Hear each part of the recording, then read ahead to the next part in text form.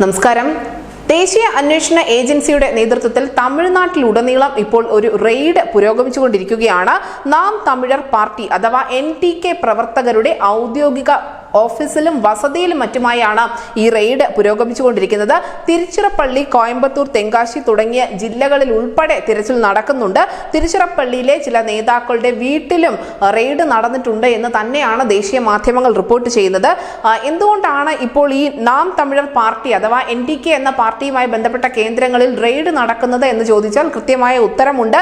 നിരോധിത സംഘടനയായ liberation tigers of Tamil ഈളം അഥവാ LTTയുടെ പുനരുജ്ജീവനവും ഫണ്ട് വെളുപ്പിക്കലുമായി ബന്ധപ്പെട്ടാണ് ഈ റെയ്ഡ് എന്ന് തന്നെയാണ് പുറത്തുവരുന്ന വിവരങ്ങൾ. ഇവരുടെ പാർട്ടി ഭാരവാഹികൾക്ക് LTTയുമായി രഹസ്യ ബന്ധമുണ്ട് എന്ന തരത്തിലുള്ള വ്യാഖ്യാനങ്ങളും വരുന്നുണ്ട്. എന്തായാലും മദ്രാസ് ഹൈക്കോടതിയിലെ ജസ്റ്റിസുമാരായ MS രമേശും സുന്ദർ മോഹനും ഇന്ന് ഉച്ചയ്ക്ക് ശേഷം അടിയന്തരമായി തന്നെ ഈ ഹർജി പരിഗണിക്കാനിരിക്കുകയാണ്. അതിനിടയിലാണ് ഈ നാം തമിഴർ പാർട്ടിയുമായി ബന്ധപ്പെട്ട കേന്ദ്രങ്ങളിൽ ദേശീയ അന്വേഷണ ഏജൻസിയുടെ റെയ്ഡ് പുരോഗമിക്കുന്നത്. LTTയുമായി എന്തെങ്കിലും തരത്തിലുള്ള ബന്ധം ഇവർ പുലർത്തുന്നുണ്ടോ, എന്തെങ്കിലും തരത്തിലുള്ള സാമ്പത്തിക ഇടപാടുകൾ നടന്നിട്ടുണ്ടോ തുടങ്ങിയ കാര്യങ്ങളൊക്കെയും വിശദമായ അന്വേഷണത്തിന് വിധേയമാക്കും. അങ്ങനെ ഒരു രാഷ്ട്രീയ പാർട്ടി കൂടി നിരോധനത്തിന്റെ വക്കിലാണോ എന്ന തരത്തിൽ തന്നെയാണ് ദേശീയ മാധ്യമങ്ങൾ ചർച്ച ചെയ്യുന്നത്.